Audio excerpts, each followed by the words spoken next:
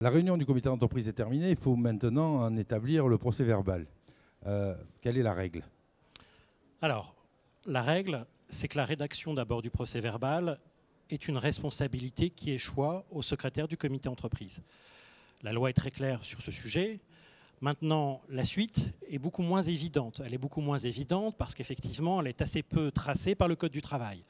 Le Code du travail se contente de dire que le PV doit être approuvé par la majorité des membres titulaires au comité entreprise avant, le cas échéant, d'être diffusé. Dans l'intervalle, il faut évidemment s'assurer que ce procès-verbal, ou du moins ce projet de procès-verbal, tant que celui-ci n'aura pas fait l'objet d'une approbation, reflètera bien de manière objective et précise les débats, les informations qui auront été échangées. Alors si cette responsabilité, effectivement, elle incombe au premier chef, au secrétaire du comité entreprise, il est évidemment nécessaire que le secrétaire du comité entreprise s'attelle assez rapidement à la rédaction de ce projet de PV, parce que c'est toujours évidemment plus compliqué de rédiger un PV 3 semaines, 4 semaines après que la réunion se soit tenue. Il doit évidemment, je pense, aussi s'imprégner des commentaires des autres représentants du personnel sur la manière dont celui-ci a, le cas échéant, pris en note les débats, pour s'assurer qu'effectivement, assez rapidement, il y ait un certain consensus qui se dégage au sein du comité entreprise sur le projet de procès-verbal qui fera vraisemblablement l'objet d'une approbation à l'occasion de la réunion du mois qui suit. Alors, il n'est validé que lorsqu'il a été présenté dans un comité d'entreprise, dans une réunion de comité d'entreprise ultérieure. Absolument. Alors, tout est possible. On va dire que tout est possible, mais l'essentiel, c'est de l'avoir prévu. Tout est possible lorsque l'on décide, par exemple, de se doter d'un règlement intérieur de CE. Certains comités entreprises ont convenu avec leur employeur, le cas échéant, que l'approbation de leur procès-verbal se ferait avant la réunion du mois suivant.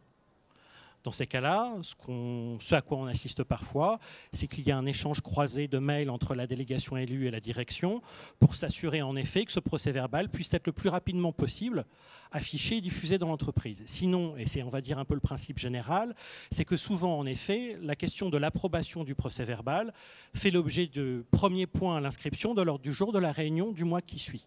S'il y a le désaccord sur un ou deux points en matière de compte-rendu, comment ça se passe?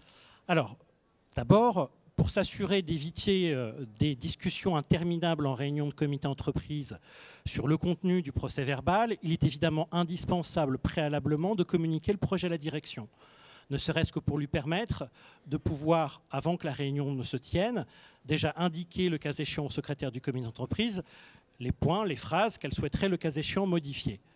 Je pense que les modifications de pure forme ne doivent pas, le cas échéant, donner lieu à une levée d'obstacles de la part des représentants du personnel. En revanche, si effectivement les informations que l'employeur souhaite modifier touchent au fond, il est évidemment indispensable d'en débattre avec la direction en réunion de CE. Ce qu'il faut rappeler à ce sujet, c'est que la direction n'est pas tenue d'approuver le procès-verbal. Il appartient aux représentants de l'approuver au terme d'un vote à la majorité des élus titulaires. Cela signifie que les demandes de modification qui seraient souhaitées par la direction, mais qui ne recueilleraient pas l'assentiment des représentants du personnel, n'ont pas nécessairement à être mentionnées dans le procès-verbal qui constituera effectivement le procès-verbal de la réunion du comité entreprise. Même si, précision, il est néanmoins nécessaire de faire figurer dans ce procès-verbal les demandes de modification qui auraient été souhaitées par la direction, mais qui n'auraient pas recueilli l'assentiment des représentants du personnel. On voit donc que le procès-verbal est un point très très important. Merci beaucoup. Merci.